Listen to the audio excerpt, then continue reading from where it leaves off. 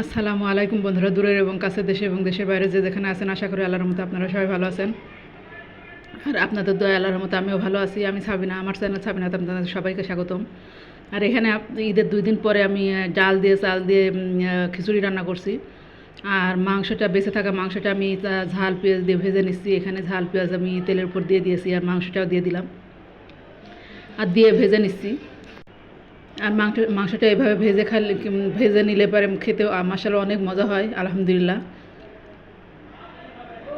আর আমার মেয়ে খিচুড়ি খেতে চাইছিল, তো মাংসটা ভেজে আমি খিচুড়ি রান্না করলাম, কারণ খিচুড়ির সাথে মাংসটা খুব ভালো লাগবে খেতে। আর হয়ে গেছে, আমি নামিয়ে নিচ্ছি। আর এখানে খিচুড়ি রান্না করব, তার জন্য পেঁয়াজ রসুন আর কাঁচামরিচ দিয়ে দিলাম তেলের মধ্যে। আর এই খিচুড়িটা খেতে আলহামদুলিল্লাহ অনেক মজা হয়েছিল, অনেক মজা হয়েছে। আমি একটু পানি দিয়ে দিলাম আর তার মধ্যে আদা রসুন বাটা দিয়ে দিলাম, লবণ, সব মশলা দিয়ে মশলাটা কষিয়ে নিব।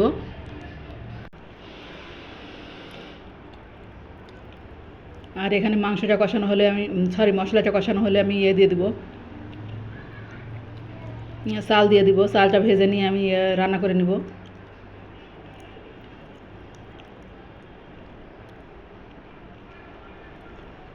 আর আমার মশলাটা কষানো হয়ে গেছে, তো আমি চালটা দিয়ে দিব।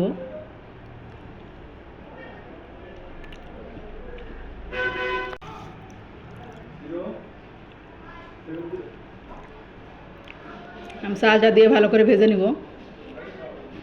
আর ভিডিওটা বেশি বড় করব না, ছোট করে করব।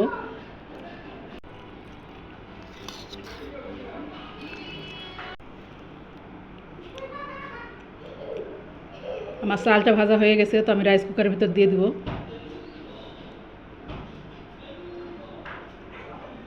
আর এই তো ফাইনাল লুকস।